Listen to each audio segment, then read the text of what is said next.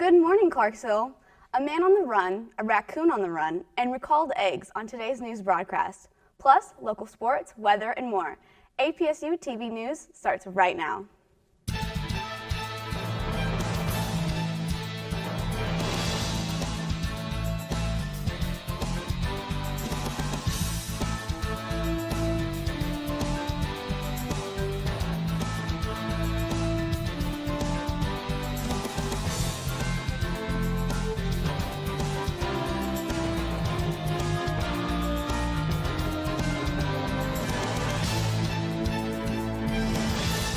Good morning, I'm Karina Galvan. And I'm Gabe Jones.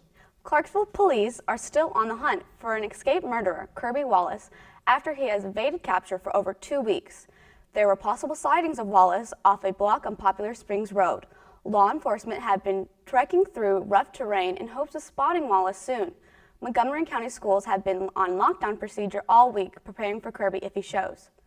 Officials want to urge people who have information that they can continue to send tips to 1-800-TBI-FIND. Any sightings or important calls should be made to 911 immediately. People are strongly discouraged to engage in any way with Wallace, who is armed and dangerous. Key senators are indicating that they are satisfied with the FBI's investigation into the allegations against Supreme Court Justice nominee Brett Kavanaugh. That's given lawmakers and the president confidence that the final vote is going to go their way. CNN's Jim Acosta reports. Choosing his words carefully about his Supreme Court pick. I think he's doing very well. I think he's doing very well. The judge is doing well, right? Yeah. President Trump left it to GOP leaders to all but declare victory in the battle over Brett Kavanaugh. I feel very good about where this nomination is right now. Now, I don't say that from the standpoint of counting votes. I say that from the standpoint of the qualifications of this candidate. A big reason for the optimism, 2 undecided Republican senators sounded satisfied with the FBI's supplemental investigation into Kavanaugh's background that appeared to fall short of concluding that the judge assaulted Christine Blasey Ford back in the early 80s. Senator Jeff Flake, who had asked for the expanded probe, told reporters, "We've seen no additional corroborating information." While Senator Susan Collins added, it appears to be a very thorough investigation. The White House continued to insist the FBI was given free rein to follow any leads. We allowed the FBI to do exactly what they do best. We haven't micromanaged this process. We accommodated all of the Senate's requests. But Democrats are accusing the White House of standing in the way of the truth, stopping the FBI from interviewing both Kavanaugh and his accuser. It now appears that they also blocked the FBI from doing its job. Democrats agreed that the investigation scope should be limited. We did not agree that the White House should tie the FBI's hands.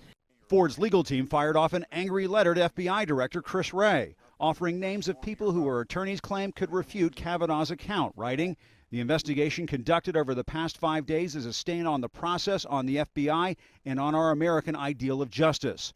Republicans say Democrats are just trying to stall. What we know for sure is the FBI report did not corroborate any of the allegations against Judge Kavanaugh. And the second thing we know for sure is that there's no way anything we did would satisfy the Democrats. Still, the final vote could be very close. One undecided Democrat in a tight race for re-election, Senator Heidi Heitkamp, is voting against Kavanaugh. The process has been bad, but at the end of the day, you have to make a decision. I will be voting no on Judge Kavanaugh. With protests on the streets of Washington, this Supreme Circus is wearing down nearly everybody. Because you've humiliated this guy enough, and there seems to be no bottom for some of you. Moments after being sentenced to 5 years in prison, a Kentucky man tried to escape from a courtroom. The moment was caught on camera. CNN's Lindsay Allen reports. It happens in a split second. Oh, come on. Lock the door back there. That flash across your screen is 29-year-old Rayton Woodford attempting to make a break for it in Jefferson County Circuit Court. It happened so fast, the camera in the courtroom was still locked on an empty witness chair. Woodford just learned he's been sentenced to serve the next 5 years in prison because his probation's been revoked for drug and weapons charges. Judge Barry Willett is not amused. Oh, God. The escape attempt unsuccessful. A sheriff's deputy and LMPD officer stop him with a tackle with the help of Woodford's girlfriend. Well, that's a first in 19 years on the bench. She did tackle him on the way out. As Woodford is ushered away in handcuffs, the chaos doesn't end there. Woodford's girlfriend claims she was pushed and her hair pulled by a deputy during the scuffle. But I didn't do anything wrong, and he didn't have to put his hands on me, period. Okay, I've heard you.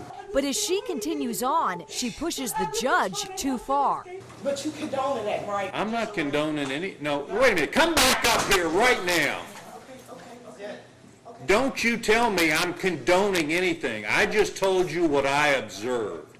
You made an effort to stop him from leaving. I appreciate that. But in the thick of it, when your boyfriend is fighting with deputies, people might get pushed out of the way. She tearfully leaves the courtroom moments later. Everybody's fortunate nobody got seriously hurt in that effort. Drones are a popular pastime, and the trend does not look like it's slowing down. APSU's Brandon Crosslin gives us a closer look at Austin Peay's very own drone club. No, this isn't a sci-fi movie, but it sure looks like something straight from the future. Meet Antoine Rollins and Michael Hunter, members of the Austin Peay Club for drone racing. Each month, they will set up obstacle courses that are down to the inch exactly the same as other collegiate drone racing competitors around the country. So go on the far end, come around, go through that gate over there. And as the guys will tell you, it isn't as easy as simply pressing buttons. Getting used to being in the goggles, the field of view, the depth perception, and the speed, and it's a lot of things. You're restricted to your imagination, essentially, and the distance. You can't go too far, but you learn, and you can start doing essentially tricks, and yeah, it's really freeing being able to come out here and fly. Now, when piloting a drone, to be able to maneuver the course, it is all done just as if you yourself were along for the ride, in a first-person view. This is just one of the many challenges that goes into this high-flying hobby. Michael Hunter praises the drone racing hobby not only for the fun, but also the learning and skill development that goes along with it. If you're into electronics and the engineering background, this is an awesome hobby to be in, to just learn about those things. The passion these two students show for flight and everything that goes into it is nothing short but inspirational. I've been into RC aircraft, everything for a while. I volunteer at GIS Center, so they have the Phantom 4 drone, stuff like that. So that's what got me started in it. I flew RC airplanes ever since I was about 13 years old with my dad. When I was in the military, these drones started coming about. They were getting really popular back in about 2013 and 14. And that's when I bought my first one and I started learning how to do it. They found what they love to do, and they don't plan to come back to the ground anytime soon. Well, maybe a little more practice. It's a lot harder than what you think, though. Brandon Crosslin, APSU-TV News. The damage caused by recent storms such as Hurricane Florence and the tornado that hit Clarksville should serve as a reminder for all of us to become better prepared in the event of severe weather. To help bring this point home, members of the News Team 2 weather team in Nashville gave some tips to local residents on the best way to take over when severe weather is nearby. Meghann Stamps has that story. Yeah, that would be it, because it's like Hot-tober out there because temperatures are so warm. We're in the upper 80s in a lot of spots. And Danielle Brice is WKRN's chief meteorologist. She brought her early evening weather show to APSU this week as part of the station's Weather Authority University Series. APSU Vice President for External Affairs, Ronald Bailey, says the series brings an important message to university students, faculty, and staff. Because you never know when that's going to occur, and so when it happens, you got to be able to respond and respond correctly, because if you don't understand the steps and to keep yourself safe, then you can create more of a problem for yourself and for those who have to do things to help you. Brice says preparation is the key to survival in severe weather. Personally, I've been interested with severe weather since I was a child. I'm going to talk about that tonight, but had an impact from a tornado outbreak back when I lived in Pennsylvania. So it's always been ingrained in my head. And so now doing it and protecting people and keeping people safe, that's my #1 priority. Fellow Channel 2 meteorologist Jared Plushnick says the need to prepare for severe weather is crucial since incidents of extreme weather are on the rise. This should be fall. You should be having your PSLs, your pumpkin spice lattes, but this go around we have a blocking pattern.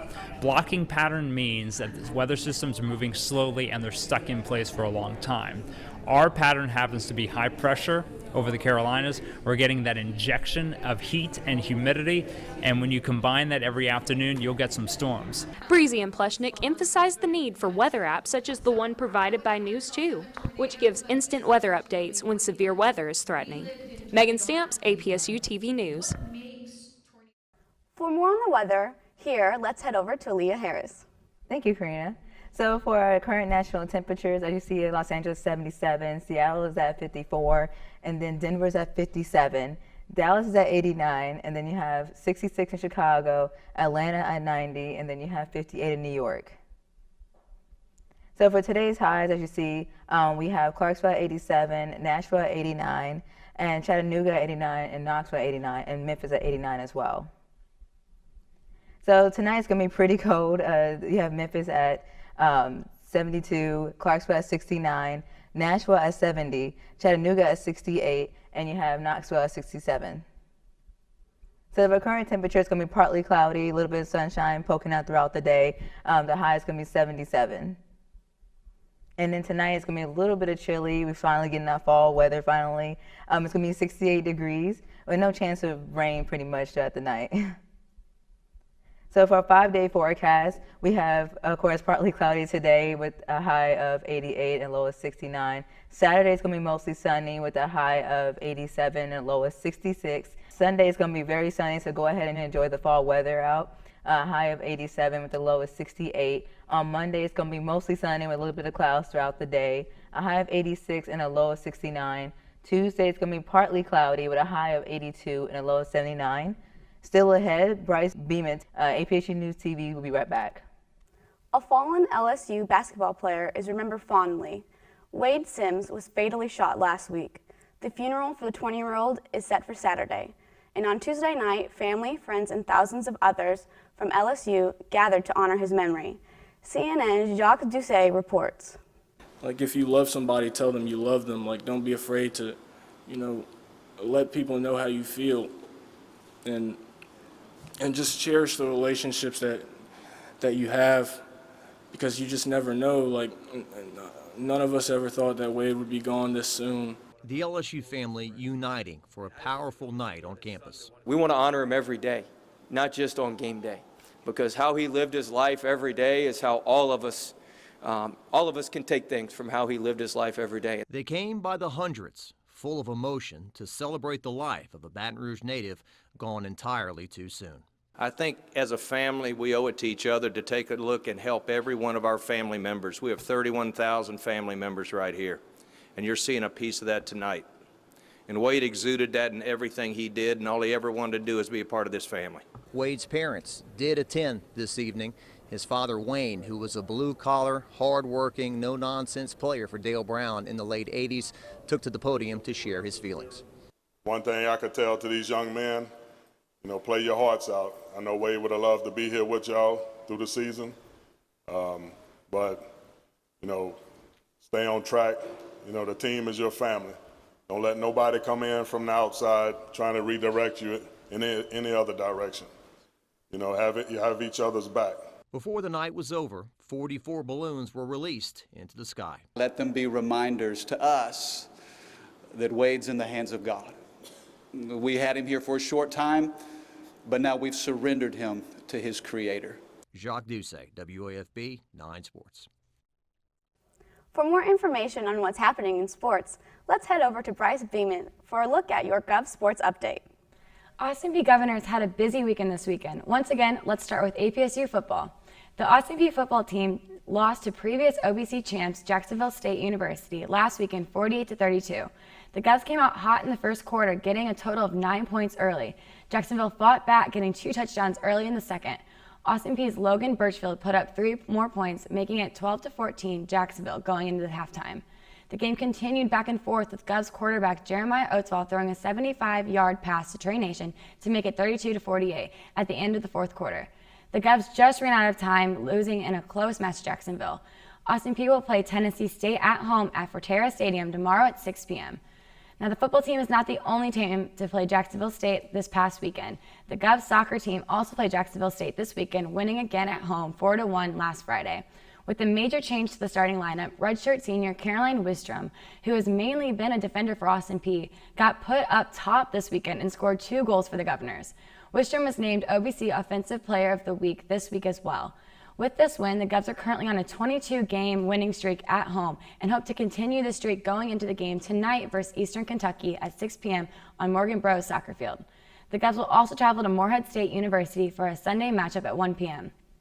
Now, it was another winning weekend for the Austin Peay volleyball team. After a huge 3-1 win over rival Murray State last Tuesday, the Govs played again at home against Morehead State, winning 3-0. Senior setter Kristen Stucker was named OVC Setter of the Week for the 18th total time in her career. Sophomore Brooke Moore led the Govs offense with 16 kills, while junior Jenna Panning and senior Cecily Gable both added 10 kills to the attack. The Govs play this weekend at home in the Dunn Center. They will play Eastern Illinois tonight at 7 p.m. and then turn around and play Saturday against SIUE at 1 p.m. again at the Dunn Center. Now, the men's golf team finished in 7th place in the Hummingbird Invitational at WCU this past week. Junior Alex Begg led the Govs with 35, but sophomores Chase Court and Garrett Whitfield and junior Michael Bousset were one behind him with 34 each. Begg shot .218 in addition to leading the Govs in pars. The Govs will play on October 15th and 16th at the F&M Bank APSU Intercollegiate. That's all we have for sports. APSU TV News will be right back. Welcome back. Role-playing card games have been around for decades now and continue to grow in popularity. As our own Casey Beach reports, one local shop is sharing in this growth, as is once a PSU student. Stop by Frontline Games on just about any day and you'll be bound to find people playing games. So I get rid of 1, or how many cards do I discard? Nope. APSU junior Josh Carson is hoping to qualify for a national Yu-Gi-Oh tournament, but he says he and his friends have also found the popular card-based game to be a lucrative business. It's kind of became like a business for us, you know? I mean, we've even turned it into like where our cards are almost like a stock exchange for us. So a lot of the cards, they hold a significant amount of value, and I mean, there's collections that mass up $5,000, $10,000 easily. Frontline owner Randy Peterson says he tries to stock the latest in card-based games like Magic the Gathering, Yu-Gi-Oh, and Pokemon. The games attract a wide range of players from the young to the young at heart, and even growing number of women like Angela Fagan. I've always liked Magic. I started playing when I was in high school. I like the competition. I like the social aspect of it. For those who may feel intimidated by learning to play the strategy games, Peterson says his store is actually the best place to start. But we also have the play space for people to come in and meet people that they want to play games with. And it's really nice to have that ability to go and have a place where you can sit down, enter a tournament, have an expectation of the rules, have knowledgeable staff to help you out with figuring the rules and learning the games. For details on Frontline's gaming schedules, consult the store's website or their Facebook page. Cassie Beach, APSU TV News. For all you history buffs and people who just want to get out of the house, the new Tennessee State Museum had its grand opening Thursday, October 4th. The new museum, located at 1000 Rosa Parks Boulevard in Nashville, is completely free to its visitors. The new museum features fascinating ways to explore Tennessee's history, from a time tunnel to a music-themed gallery. The museum also contains some artifacts from the old museum, such as the Conestoga wagon from the 1800s, a Civil War cannon, and even a hat worn by President Andrew Jackson during his 1829 inauguration. Visiting the museum would be an awesome way to spend some time with family and friends while learning a bit about the history of this great state. This Saturday at Beachaven Vineyards and Winery will be the annual Clarksville Vintage Fair. Guests can come to enjoy live music, local wine tasting, and look over handmade and vintage items for sale. There will be booths set up of different antiques, furniture, and other handmade goods. This fair will be open from 11 a.m. till 5 p.m. Beachaven Winery coin holders and wine club members will receive free entry and one free guest. For more information about this event, visit the Clarksville Vintage Fair website. SGA, or Student Government Association, is involved in a number of on-campus activities. In fact, you will see them up front and center with this weekend with the annual Mud Bowl. But what is SGA, and how do they impact the lives of students at Peay State University? TR Starter has that story. The Student Government Association is made up of 25 students representing the school's various colleges as well as class representatives. SGA meets every Wednesday, and Executive Council President Courtney Covington says the group takes on a wide variety of issues. This is a way for us to better our campus for everyone. It's not just a certain crowd, but we have to figure out ways to better our campus in many areas as far as academics-wise, making it more homey for students, bringing things to campus that we don't usually do. Covington admits that a lot of students just see SGA as sponsoring annual events such as Mud Bowl, Ghost, and the Big Event. He says a goal for the student government body this year is to start changing that. I feel like, because students, like when we had our open house pass, and I think it was September, students were like, what type of office is this? Like, they're coming down and we're just like, this is the SGA office. They're like, what is SGA? We're like, oh man. And so we were trying to get more aware on campus, because after us, like, we wanted to continue people to know who SGA is, that they can come and talk to us about problems, and we can figure out ways to direct them to the right people, or we can take over for them because we are their voices. Covington says anyone interested in becoming more involved with the student government should start coming to weekly meetings and consider running for election to any available Senate seat. TR Starter, APSU-TV News. So you guys getting down and dirty in the Mud Bowl this Sunday? Oh, I don't know about that. I think I might just watch. I don't think I'm going to attend that. I'm sorry. I feel like everybody's skin's going to look great, though, after that mud facial. Probably. Okay, maybe I should attend. That sounds nice. Well, and that's all the time we have for today. Be sure to join us in the interaction by liking us on Facebook at APSU-TV Clarksville and Instagram at APSU_TV. Thanks for watching another edition of your Gov's News and Weekend Update. And as always, let's go Peay!